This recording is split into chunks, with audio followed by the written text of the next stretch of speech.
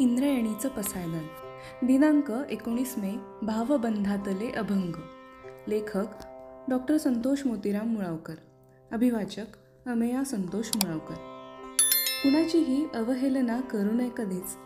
अवहेलना माणसाच्या जिव्हारी लागते, त्यामुळं माणूस दुखावतो.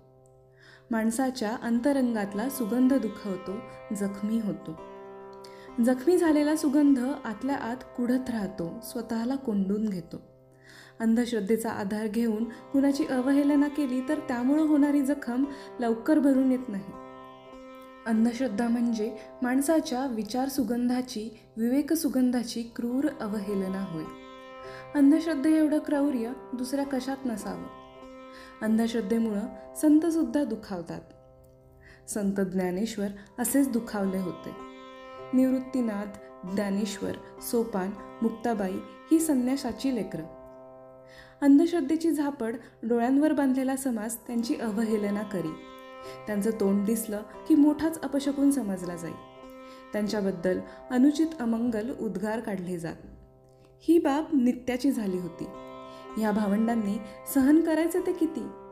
ही अवहेलना एकदा ज्ञानेश्वरांच्या फारच जिव्हारी लागली. ज्ञानेश्वर दुखावले. स्थितप्रज्ञेकडे वाटचाल करत असलेला तो ज्ञानियांचा राजा ज्ञानवंत योगी दुखावला. या संन्याशाच्या कार्ट्यानं तोंड दाखवून अपशकुन केला हो. या उद्गारातल्या क्रूर वारांनी ज्ञानेश्वराच्या अंतरीचा सुगंध दुखावला. ज्ञानेश्वर कशामुळे दुखावले असतील बरं? अंधश्रद्धेमुळं स्वतःची अवहेलना झाली म्हणून, की अंधश्रद्धेत गुरफटलेला समाज स्वतःचीच अवहेलना करतो म्हणून? ज्ञानेश्वरांनी स्वतःला झोपडीत कोंडून घेतलं. झोपडीचं दार म्हणजे ताटी आतून लावून घेतली.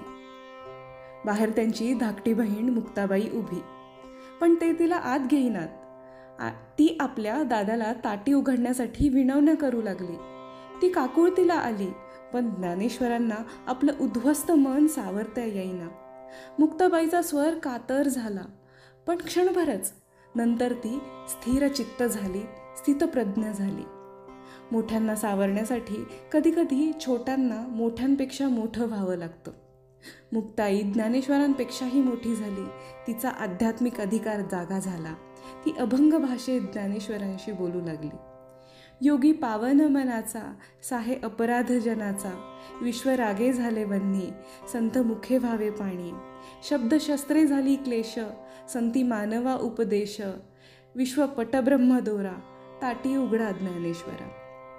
थोर पण जेथे वसे, तेथे भूतदया दिसे. ह्या तिच्या अभंग शब्दांनी ज्ञानेश्वरांना स्वतःच्या आत्मविश्वासाची, पावन मनाची, संतत्वाची ओळख झाली. मुक्ताबाईनं ज्ञानेश्वरांना त्यांची अशी ओळख करून दिली नसती तर कदाचित अवघं विश्व पसायदानाला मुकलं असतं. इतरांचा आत्मविश्वास जागा करणं हे मुक्ताबाईंचं वैशिष्ट्य होतं. मुंगी उडाली आकाशी, तिने गिळले सूर्याशी, थोर नवलाव झाला, वांझे पुत्र प्रसवला, विंचू पातळासी जाय, शेषवंदी त्याचे पाय, माशी व्याली घार झाली, देखुनी मुक्ताई हसली. मुक्ताबाईची ही रूपकात्मक भाषा आत्मविश्वासाचा आध्यात्मिक हुंकार जागा करणारी होती. म्हणूनच ती चांगदेवाची आध्यात्मिक माता होऊ शकली. संतश्रेष्ठ नामदेवांचा भक्तीचा अहंकार तोडू शकली. अध्यात्म हे अवहेलनेपासून, अहंकारापासून मुक्त होत मुक्तपणे जगण्याचं आणि मुक्तपणे मुक्त होण्याचं शास्त्र आहे. ह्याचा शाश्वत सुंदर वस्तुपाठ मुक्ताबाईच्या जीवनात सापडतो. 19 मे 1297 मुक्ताबाई मुक्त झाली, पण तिचे अभंग मात्र मानवाच्या भावबंधात शाश्वत आहेत.